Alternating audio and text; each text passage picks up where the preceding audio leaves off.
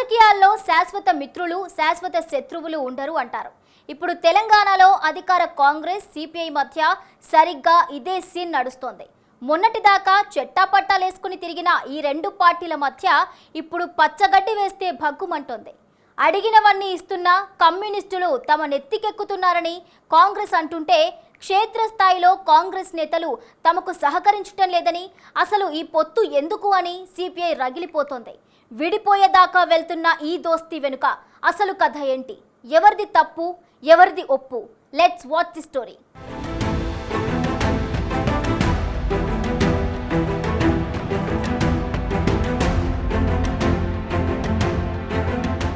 మిత్రుల మధ్య విభేదాలు పెరుగుతున్నాయా? ఒకప్పుడు కలిసి నడిచిన కాంగ్రెస్ సిపిఐ మధ్య ఇప్పుడు అగాధం పెరిగిపోయిందా అంటే అవునని అంటున్నాయి తాజా రాజకీయ పరిణామాలు. 2023 అసెంబ్లీ ఎన్నికల్లో కాంగ్రెస్ సిపిఐ కలిసి పోటీ చేశాయి. ఈ పొత్తు రెండు పార్టీలకు లాభం చేకూర్చింది.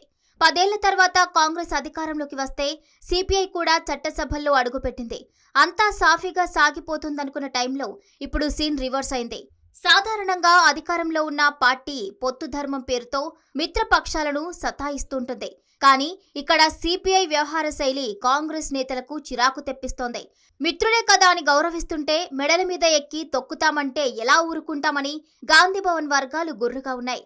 పదే పదే బ్లాక్మెయిల్ రాజకీయాలు చేస్తే సహించేది లేదని కాంగ్రెస్ నేతలు తేల్చి చెప్తున్నారు. అసలు ఎందుకిలా జరుగుతోంది, ఎక్కడ చెడింది అని ఆరా తీస్తే ఆసక్తికరమైన విషయాలు వెలుగులోకి వస్తున్నాయి. కాంగ్రెస్ పెద్దలు అండగా ఉంటున్న సిపిఐ నేతలు ఎందుకు కయ్యానికి కాలు దువ్వుతున్నారన్నది ఇప్పుడు పొలిటికల్ సర్కిల్స్ లో హాట్ టాపిక్ గా మారింది.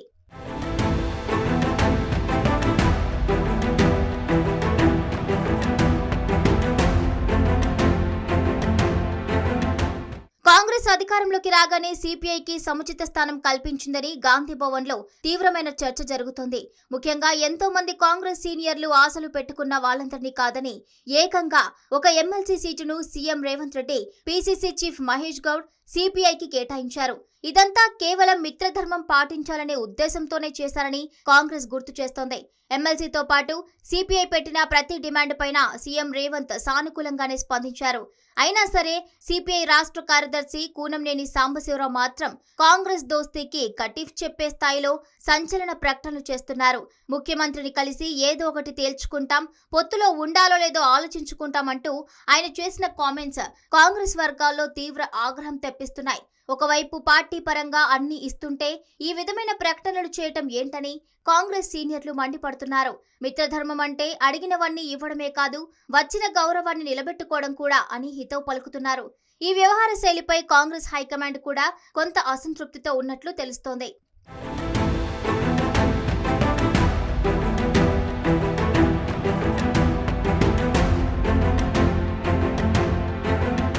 ఇక అసలు గొడవంతా క్షేత్రస్థాయిలోనే జరుగుతోంది. పై స్థాయిలో సీఎం రేవంత్ రెడ్డి, కూనంనేని మధ్య సత్సంబంధాలు ఉన్నా జిల్లాలో మాత్రం కాంగ్రెస్ సిపిఐ క్యాడర్ మధ్య ఏమాత్రం పడటం లేదు. మున్సిపల్ ఎన్నికల వ్యవహారం ఈ రెండు పార్టీల మధ్య అగ్గిరాజేసింది. ప్రధానంగా కొత్తగూడెం మేయర్ సీటు విషయంలో పెద్ద రచ్చ జరిగింది. ఈ సీటును దక్కించుకునేందుకు అదే జిల్లాకు చెందిన ఓ కాంగ్రెస్ మంత్రి తీవ్రంగా ప్రయత్నించారు, పావులు కూడా కదిపారు. అయితే మిత్రపక్షాన్ని నొప్పించడం ఇష్టం లేని సీఎం రేవంత్ రెడ్డి స్వయంగా జోక్యం చేసుకుని ఆ సీటును సిపిఐకి అప్పగించారు. కానీ కొత్తగూడెం, కేతన్పల్లిలో కాంగ్రెస్ స్థానిక నేతలు సిపిఐకి సహకరించలేదు. మామూలుగానే కాంగ్రెస్ లో పదవుల కోసం తీవ్ర పోటీ ఉంటుంది. ఎంతో కష్టపడి పార్టీని అధికారంలోకి తెస్తే ఇప్పుడు మిత్రధర్మం పేరుతో తమ పదవులు సిపిఐకి ఇచ్చేస్తే తాము ఎందుకు ఊరుకుంటామని కాంగ్రెస్ లోకల్ లీడర్లు తెగేసి చెప్తున్నారు. ఈ కమ్యూనికేషన్ గ్యాప్ వల్ల క్షేత్రస్థాయిలో రెండు పార్టీల మధ్య తీవ్ర విభేదాలు పొడసూపాయి. ఇక ఇదే సిపిఐ అసహనానికి ప్రధాన కారణమైందన్న టాక్ కూడా వినిపిస్తోంది.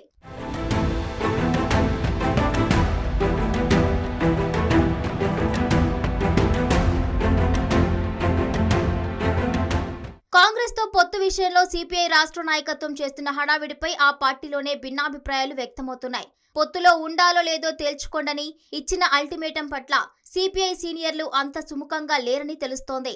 ఇక తెలంగాణలో వామపక్షాల పరిస్థితి ఆశాజనకంగా లేదు.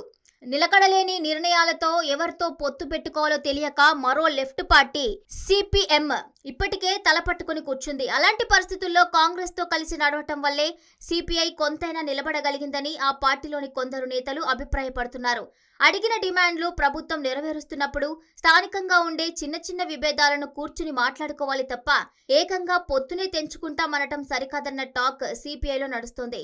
ఇలా తొందరపడి నిర్ణయాలు తీసుకుంటే మొదటికే మోసం వస్తుందని కొందరు కామ్రేడ్స్ ఆందోళన చెందుతున్నారు. కేవలం క్షేత్రస్థాయి ఒత్తిళ్లకు తలొగ్గి ఇలాంటి కామెంట్స్ చేస్తున్నారా, లేక దీని వెనక ఇంకేదైనా రాజకీయ వ్యూహం ఉందా అనేది ఇప్పుడు పొలిటికల్ సర్కిల్స్ లో హాట్ డిబేట్ గా మారింది.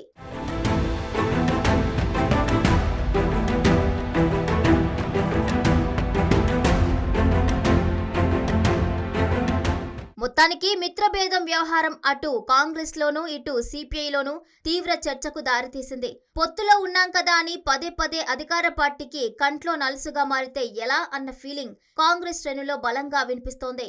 సీఎం రేవంత్ రెడ్డి మొదటి నుంచి కమ్యూనిస్టుల పట్ల పాజిటివ్ గానే ఉంటున్నారు. వాళ్ళ డిమాండ్లను సానుభూతితో పరిశీలిస్తున్నారు. కానీ సిపిఐ నుంచి పొత్తులపై తేల్చుకుంటాం అన్న ప్రకటనలు రావటం కరెక్ట్ కాదని గాంధీ భవన్ వర్గాలు చర్చించుకుంటున్నాయి. స్థానిక సమస్యలుంటే జిల్లా మంత్రులు ఇన్ఛార్జీలతో మాట్లాడుకుని పరిష్కరించుకోవాలి గాని ఏకంగా బహిరంగ ప్రకటనలు చేయటం మిత్రధర్మం అనిపించుకోదని కాంగ్రెస్ నేతలు కౌంటర్ ఇస్తున్నారు. మరి కామ్రేడ్స్ ఈ విషయంలో నిజంగానే తొందరపడుతున్నారా? స్థానిక నాయకత్వాల మధ్య ఉన్న వైరుధ్యాలను పరిష్కరించుకుని ఈ రెండు పార్టీలు మళ్లీ ఒకటవుతాయా, లేక కట్టిఫ్ చెప్పుకుని ఎవరి దారి వారు చూసుకుంటారా అన్నది రాబోయే రోజుల్లో తేలనుంది.